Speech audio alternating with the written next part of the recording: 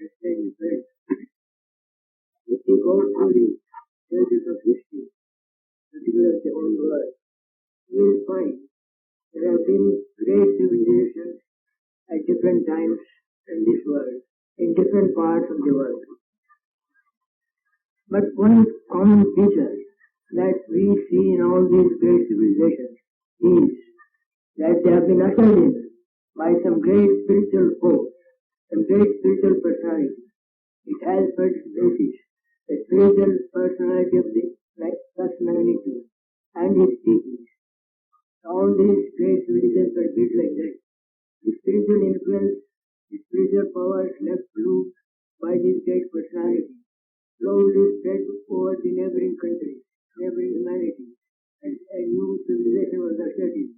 And people began to live according to new ideas. And in this way, a new civilization comes into existence. This is what happened in India, and also you see the Buddhist civilization, the Christian civilization, the Islamic civilization, all these, and even resurgent Hinduism after the fall of Buddhism. There was a great personality in the form of a great Acharya, Shankara. So this shows that civilization has always been influenced by spiritual forces and not by any materialistic ideas. Today, if we see all around us, we become dejected state because only destructive forces are at work. Immoral forces, dishonesty, and whatnot. All these forces which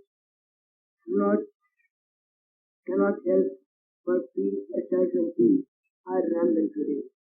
And so, we are despondent, as it were, about the future of this world. If we try to just understand the present situation, I would like you to think back some 2,000 years back, when the Roman civilization was in the decline. There was a great personality born in the Near East, in Jerusalem, Jesus Christ. And the spiritual let rule by him. It is not a new order in Europe. These spiritual teachings and force that let rule slowly spread over Europe. And by the 15th century, there was a great peace in Europe. But as just been mentioned, a new force came into existence, and that was the birth of reason, the birth of science. Science wants everything to be established by reason, by direct experience. And so, they challenge the teachings of the church, which are based on faith. The church could not deliver the goods as against the attack of the rational argument of the scientific people. They tried to put down this forces, but the church was not successful. So truth cannot be obliterated. Truth will express itself. And so, religion had to receive, to make room for this scientific thought. And slowly, this religion was ousted, and the whole life of man was, as it were, controlled by science, and today by technology. And this severance from religion has brought us to this state. It is religion that makes the man who is a brute by nature into divine being. And in the absence of that, naturally, people will become as the old state in the jungle, and the law of the jungle alone prevails. So, in this condition, even some great hearted people, some iniquities in society, some injustices done to a particular section by a particular state, haves and have not. And they try to set this right and to give this civilization as to get a longer lease of life. But that was not did not be successful, cannot be successful, because the ideals that were preached were also products of materialism. The great disease today in the world is not in the outer world, that is unsolved by political, economic ideas, but it is in the soul of man. It is of the very religion. With the base of pure, limit of pure was necessary. This civilization has been found to be unsafe for man to live in. It as you find in a town, in a city, when there is a house, old house, dilapidated, and they try to keep it up by patchwork, but it's difficult to keep it like that. And then finally, the corporation gives the order to pull it down and bring it and build a new one, because it's unsafe for man to live in this house. Similarly, the modern civilization has become unsafe for man to live in. And so, probably, I remind him that this civilization will be pulled down so that new civilization can be built as a relief. In this connection, I am reminded of a vision of Holy Mother.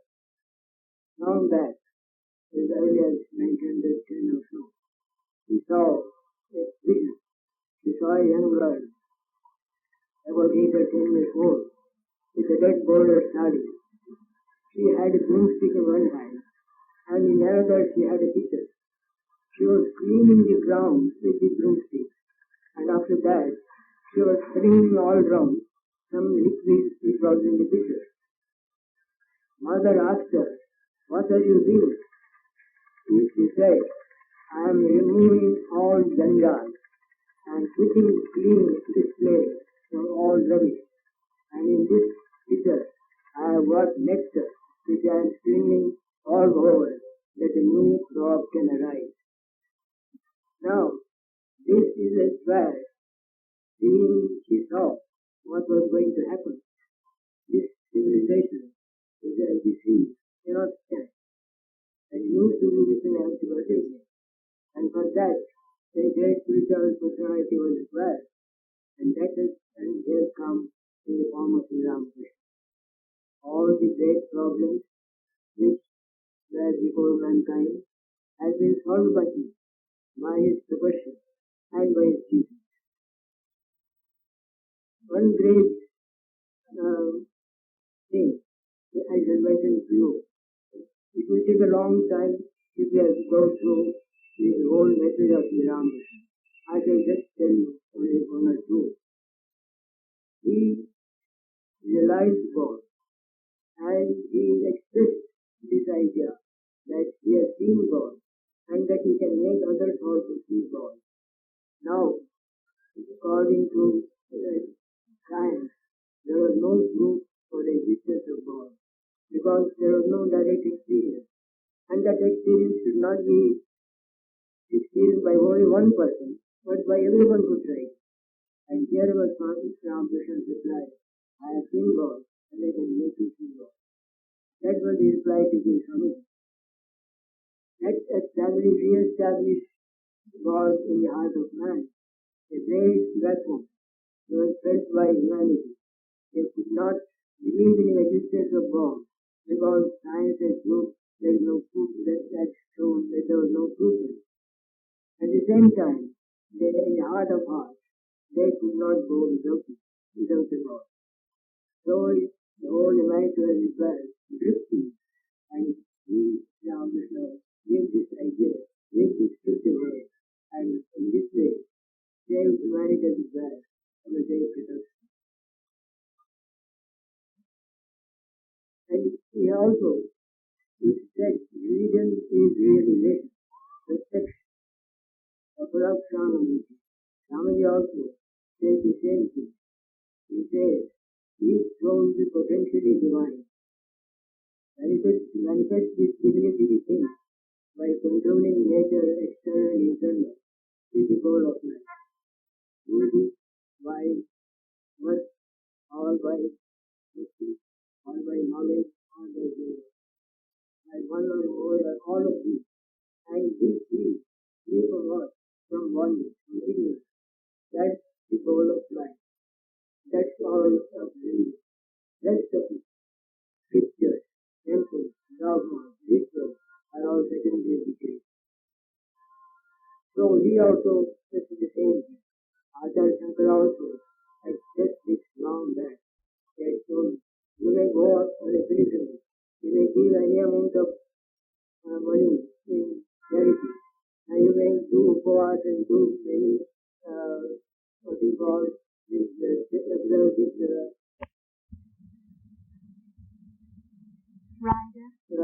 eternal emancipation, except without the knowledge. Knowledge is necessary. So religion means experience, life experience is different. Whenever a great personality like Ramakrishna comes, he just puts her on the right path, teacher of God, and his life and that life and teachings. He was willing to text which we had forgotten and to suggestions which we had forgotten. That is the thing which Ramakrishna gave to the world. The another thing was in these days of extreme activity, when a person does not think right, he puts a dagger in the heart of another person for a 5 rupee note. It is where activity is so rampant, where we will find in every walk of life from top to bottom, not only in India, but all over the world, dishonesty, corruption, even in the highest rank, as we can see from the paper. That shows that the spirit of realization was extremely necessary in this day, and the spirit that we show the spirit of realization. But an extreme part, it would not touch matter. Even a metallic thing was kept under his bed, a coin was kept under his bed by Swami, and the moment he sank on it, he just jumped as if he stopped and by. That shows to what extent this spirit of realization has gone deep in his being to this world. That idea of realization is very needed today in this world. Nature has given so many other things which are necessary. He has given the purpose of thinking because he has synthesized, harmonized many contradictory ideas which were creating great disturbance in this world.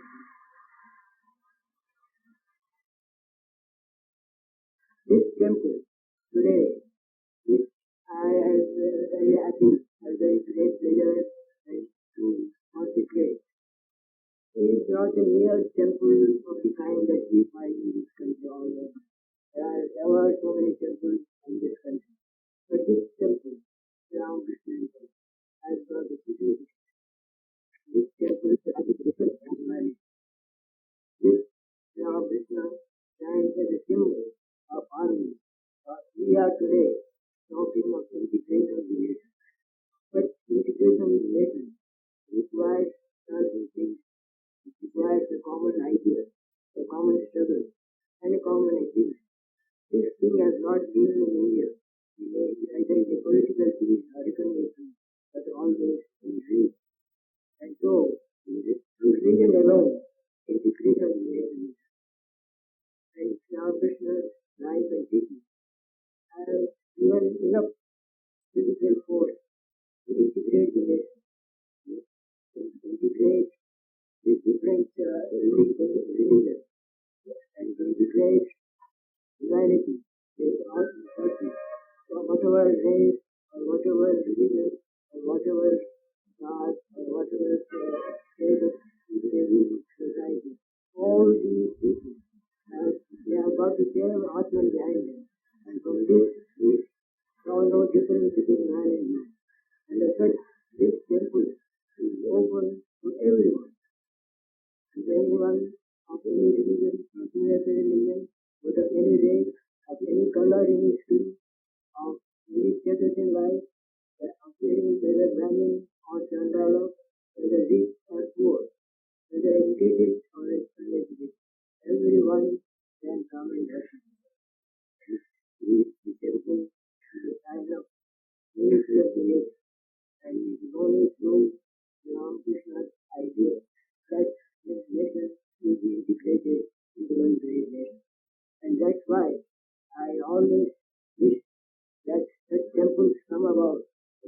part of India, remind us that we in India are one. Whatever may be our religion, whatever may be our God, whatever may be our status in society, in spite of all whatever may be our ethnic background, you all know India is not one particular race. So many races have come to India and settled down in India. So there are many ethnic groups. In spite of all this, we feel that we are Indian. Why? Because Ram has given us this idea and this integration that was required with the great mission has been given by us. And from that standpoint, we have this simple and special citizen. And therefore, I wish that such temples grow everywhere. And particularly, I will request those who are in charge of these temples that they try to spread these ideas to amongst the people to see that this temple really become a symbol of unity together in this. Thank you.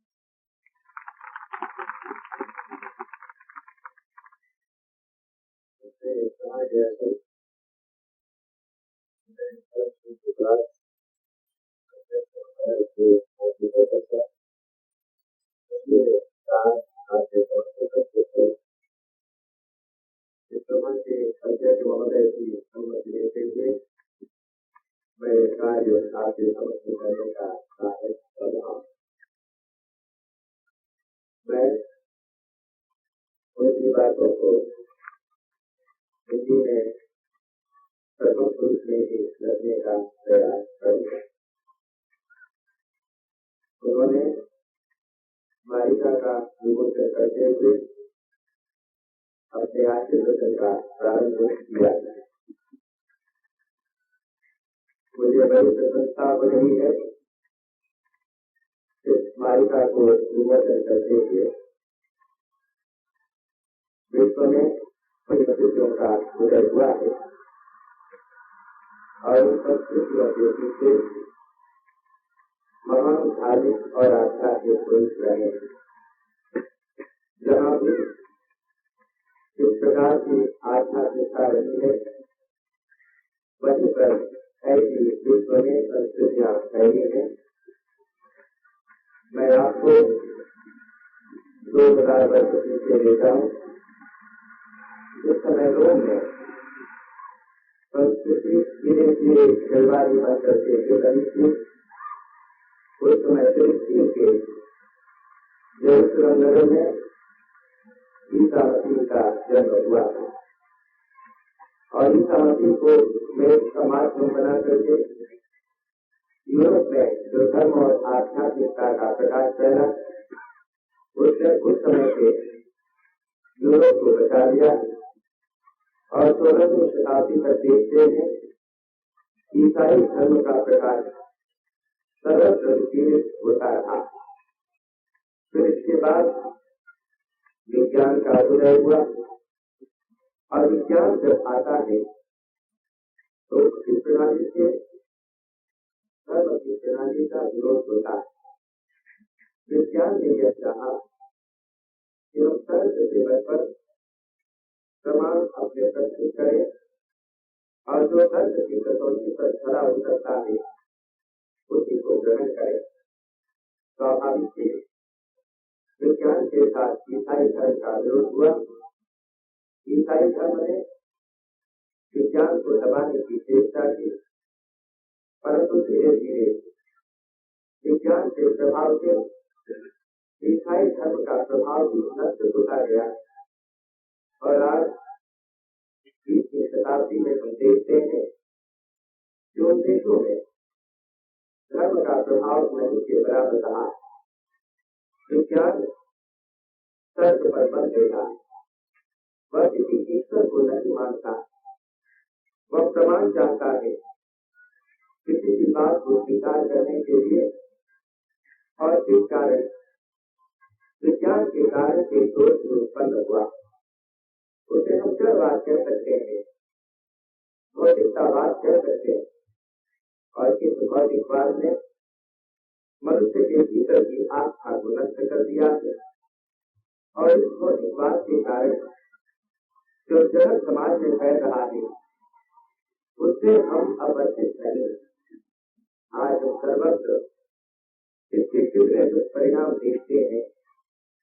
तो इसके कारण मनुष्य बड़ा स्वार्थी होता जा रहा है।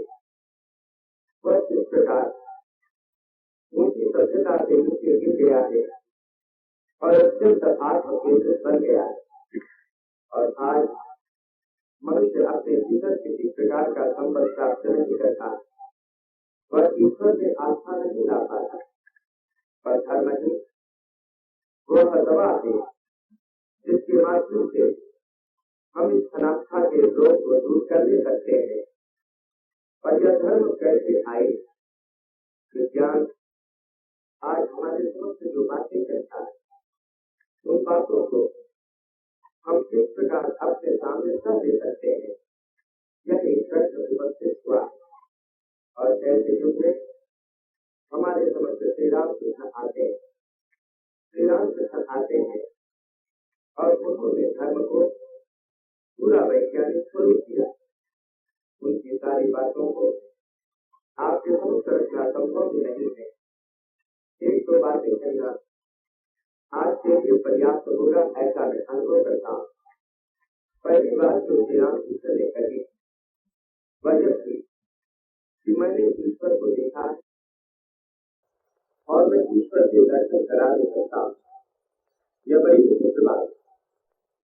इस प्रकार की बात धर्म के क्षेत्र में सुनी गई थी, जहाँ पर श्री राम कृष्ण कहते हैं कि उन्होंने ईश्वर को देखा है और इस ईश्वर के दर्शन करा दे सकते हैं। यह विज्ञान की प्रणाली है। जैसे विज्ञान के क्षेत्र में प्रयोग किए जाते हैं और यह कहा जाता है कि इस प्रयोग को दूसरा व्यक्ति विस्तृत कर ले सकता है, तो उसी प्रकार श्री राम कृष्ण कहते हैं कि मैंने ईश्वर को देखा है और ईश्वर दूसरे के द्वारा भी देखा जा सकता है। यही बात उन्होंने स्वामी जी से कही थी। स्वामी जी का तात्पर्य नरेंद्रनाथ दत्त थे। ठीक यही बात उन्होंने कही। इसके माध्यम से उन्होंने धर्म के वैज्ञानिक स्वरूप को हमारे समक्ष प्रकट किया। वे कहा करते थे कि प्रत्यक्ष अनुभूति ही धर्म है। धर्म का स्वरूप जो श्री राम कृष्ण के माध्यम से प्रकट हुआ वह यही था। स्वामी विवेकानंद ने इसी बात को हमारे समक्ष दूसरे प्रकार से रखा। उन्होंने कहा प्रत्येक जीव अव्यक्त ब्रह्म है और अपने भीतर छिपे ब्रह्म को प्रकट करना ही मानव जीवन का लक्ष्य है। बाहर की प्रकृति और भीतर की प्रकृति, इन दोनों प्रकृतियों का नियमन करके अपने भीतर के छिपे ब्रह्म भाव को प्रकट कर लो और मुक्त हो जाओ। किससे मुक्त हो जाओ? बंधन से, अज्ञान के बंधन से मुक्त हो जाओ। यह जो कर्म का रास्ता है, भक्ति का रास्ता है, चाहे कर्म के माध्यम से, चाहे भक्ति के माध्यम से, चाहे ज्ञान के माध्यम से, चाहे योग के माध्यम से, एक के माध्यम से या अनेक के माध्यम से इस बंधन को काट लो। यही जीवन का लक्ष्य है और यही प्रमुख बात। बाकी जो चर्च है, देवालय है, पुस्तक है, शास्त्र है, ये सब कौन है? यह बात स्वामी जी ने कही। शंकराचार्य जी यही बात कहते हैं कि चाहे बहुत से तीर्थों में भ्रमण कर लो, चाहे बहुत व्रत रखो, उपवास करो, पर्व पार्वण मना लो, चाहे बहुत दान करो, परंतु ज्ञान के बिना मुक्ति नहीं मिल सकती। तो यह बात श्री राम कृष्ण हमारे समक्ष रखते हैं। स्वामी विवेकानंद उन्हीं की बात को ध्वनित करते हैं और इसके माध्यम से जो धर्म का असल स्वरूप हमारे समक्ष उन्होंने रखा, इस जड़वादी सभ्यता का नाश करना होगा। इस संदर्भ में एक बात का मुझे स्मरण हुआ है और यह बात श्रीमद् शारदा देवी के जीवन से संबंधित है। लगभग 1910 ईस्वी में उन्हें एक दिव्य दर्शन हुआ था। उन्होंने एक कन्या को देखा। 8 से 10 वर्ष की वह कन्या थी एक हाथ में झाड़ू पकड़े हुए थे और एक हाथ से एक छोटा सा घड़ा जिसमें जल भरा हुआ था, झाड़ू से वह बुहारती थी और घड़े के जल से वह सिंचन करती जाती। उस दिव्य दर्शन को देख करके माँ शारदा देवी को बड़ा आश्चर्य हुआ था। उन्होंने पूछा था, बेटी यह तू क्या कर रही है? उस कन्या ने कहा था कि यह जो इतनी गंदगी आ गई है, यह जो इतना कूड़ा करकट है, उसे मैं साफ करती जा रही हूँ। इस घर के भीतर में अमृत वारी और सिंचन करती थी। मैं यहाँ पर उस अमृत तत्व के पोषक कीटाणुओं को देती जा रही हूँ। यह एक विलक्षण उनका दिव्य दर्शन था और यह संकेत करता है कि ये जो श्री राम कृष्ण आए, ये जो धर्म की उन्होंने प्रत्यक्ष अनुभूति की, उस अनुभूति के माध्यम से, जड़वाद के माध्यम से जो विषय हमारे जीवन में आ रहा है, जो पूरा कर्कट हमारे जीवन में आ रहा है, जो वैमनस्य आ रहा है, मनुष्य के भीतर का विशाल उद्घाटित हो रहा है, वह दूर हो सकेगा, ऐसा हमें विश्वास होता है। दूसरी बात जो श्री राम कृष्ण देव के जीवन से हमें पढ़ने को मिलती है, सीखने को मिलती है, वह है अद्भुत त्याग। आज मनुष्य कितना संग्रह कर रहा है, कितना वह धन लोभ, उसकी लोभ वृत्ति कितनी प्रबल, और इस लोभ वृत्ति के कारण एक दूसरे का गला काटने के मनुष्य कितना तत्पर है। आज की सारी बुराई इस धन से जन्म ले रही है, लोभ की वृत्ति से जन्म ले रही है। श्री राम कृष्ण आते हैं, अपने जीवन में दिखा करके जाते हैं त्याग। त्याग उसके जीवन का भूषण, और कैसा अद्भुत त्याग था, पैसा भी नहीं छू सकते। इस प्रकार का त्याग श्री राम कृष्ण अपने जीवन के माध्यम से दिखा करके गए। यह मैं दूसरी प्रमुख बात मानता हूँ। और जो तीसरी बात थी, श्री राम कृष्ण देव के जीवन में प्रमुखता से स्पष्ट होने वाले वह भी सभी धर्मों के साथ उनको समन्वय का आचार्य कहा जाता है। उन्होंने सभी धर्मों की साधनाएं की, सभी धर्मों में सिद्धि लाभ कर दिया। यह बड़ी विचित्र बात है और उसी के बल पर वे सभी धर्मों की एकता की बात कहने में समर्थ हुए थे। आज मुझे बड़ी प्रसन्नता हुई सुबह इस मंदिर को उद्घाटित करते हुए, इसकी प्रतिष्ठा करते हुए। इस मंदिर की अपनी एक अलग विशेषता यह दूसरे मंदिरों के समान नहीं है। इस मंदिर की विशेषता यह है कि यहाँ पर आने से धर्मों के समन्वय का एकदम बोध होता है। वृत्ति आती है कि जिसके मंदिर में हम जा रहे हैं वे सभी धर्मों के समन्वय के प्रतीक थे, जिन्होंने सभी धर्मों की साधनाएं साधित की, उन्हीं के निमित्त समर्पित यह मंदिर है। ऐसा भाव हमारे भीतर जागृत होता है। मैं तो बस यह कहूंगा कि ऐसे मंदिरों की आज अधिक आवश्यकता है। ऐसे मंदिरों के माध्यम से राष्ट्रीय एकता अधिक अच्छी तरह पुष्ट हो सकती है। आज हम राष्ट्रीय एकता की बात करते हैं और कहते हैं कि राष्ट्रीय एकता हमें नहीं है। कैसे वह राष्ट्रीय एकता साधित हो? राजनीति के माध्यम से कभी राष्ट्रीय एकता साधित नहीं हो सकती, और अन्य किसी भी उपाय से हम राष्ट्रीय एकता हासिल नहीं कर सकते। पर हम यह कर सकते हैं धर्म के माध्यम से। यदि हम समझ लें कि धर्म क्या है, यदि हम समझ लें कि धर्मों में किसी प्रकार मौलिक कोई मतभेद नहीं है, तब हम उस धर्म के माध्यम से राष्ट्रीय एकत्व कायम कर सकते हैं।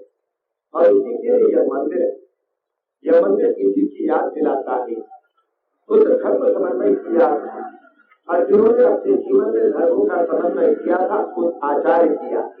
ऐसा यह मंदिर है। यहाँ पर सबके लिए प्रवेश है, कोई भी प्रवेश वंचित नहीं है। धनी निर्धन, शिक्षित अशिक्षित, ब्राह्मण चांडाल, चाहे वह किसी भी धर्म का हो, चाहे वह कोई भी राष्ट्रीयता वाला हो, चाहे वह किसी भी रंग का हो, यहाँ पर किसी के लिए पक्षपात नहीं है। सब मंदिर में जाकर के अपने मन के अनुकूल साधना कर सकते हैं, चिंतन कर सकते हैं, उस पुरुष का ध्यान कर सकते हैं जिससे अपने जीवन में सभी धर्मों की साधनाएं साधी। ऐसा यह मंदिर है, तो मैं यह चाहता हूँ कि ऐसे मंदिरों का जितना अधिक प्रचार हो उतना ही अच्छा है।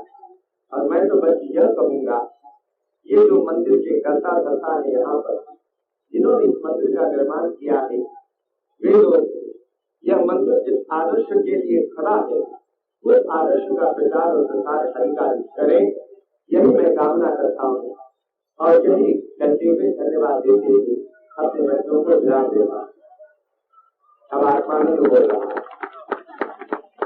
परम पूज्य स्वामी जी ने अपने आशीर्वचनों से हमें बड़ा ही उपकृत किया और आपने देख लिया उन्होंने कैसा अद्भुत आशीर्वचन हमें दिया है। यह मंदिर उन्हीं के कदमों से प्रतिष्ठित हुआ है। यह आपकी लगन का, आपकी साधना का प्रतिफल है। इसीलिए बारंबार मैं हर्ष का अनुभव कर रहा हूँ। उस हर्ष को मैं व्यक्त तो नहीं कर पा रहा हूँ। केवल मनुष्य जब बहुत हर्षित होता है कितना ही कहता है आज मैं बहुत प्रसन्न हूँ, आज मैं बहुत प्रसन्न हूँ। अपनी प्रसन्नता को शब्दों में व्यक्त ही मात्र कर सकता है, तो आज वही स्थिति है। तो मैं इस अवसर पर अधिक कुछ नहीं कहना चाहता। आदेश जो था परम पूज्य महाराज जी के वाणी का आपके समक्ष में हिंदी में रूपांतर करने का वह मैंने कर दिया।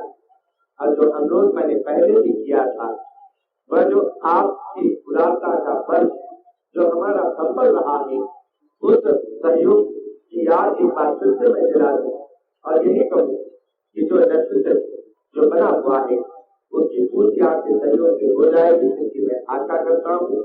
और फिर उसके बाद यह जो स्कूल भवन की जो बहुत आवश्यकता है, आपने सुना कि सारे 600 छात्र छात्राएं यहाँ पर पढ़ते हैं और फिर उनका जो परीक्षा पद है वह भी बहुत ऊंचा है। प्रावीण्य में उन्हें कितना ऊंचा स्थान मिला है यह भी आपके समक्ष बताया गया है। तो ऐसा स्कूल और अधिक जगह की अपेक्षा रखता है, तो यहाँ पर अच्छी तरह से स्कूल का निर्माण हो, यह हमारी कामना है। और एक संकल्प हम बाद में करेंगे और उसकी पूर्ति के लिए वह आवाज में आएंगे, पर यह कामना, यह सदिच्छा या अनुरोध आपके समक्ष हम किए देते हैं। आपको हम धन्यवाद देते हैं इस सहयोग के लिए। और हम क्या कहें, परम पूज्य अध्यक्ष महाराज हमारी प्रार्थना स्वीकार करके यहाँ पर आए, उनके लिए तो कोई शब्द नहीं है, हम क्या प्रतिदान करें। उनका ऋण ही हमारे सिर पर इतना अधिक है, हम केवल उनके चरणों में प्रणाम करते हैं और बस उनकी कृपा की वर्षा इसी प्रकार होती रहे, यही हम उनसे आशीर्वाद के रूप में याचना करते हैं। और अब मुझे भी अनुरोध करना पड़ रहा है, वैसे तो अध्यक्ष महोदय थे कि अब इसके बाद अध्यक्ष महोदय अपना अध्यक्ष भाषण देने की सेवा करेंगे। यह सूचना देते हुए उनसे अनुरोध करते हुए मैं अपना ध्यान देता हूँ।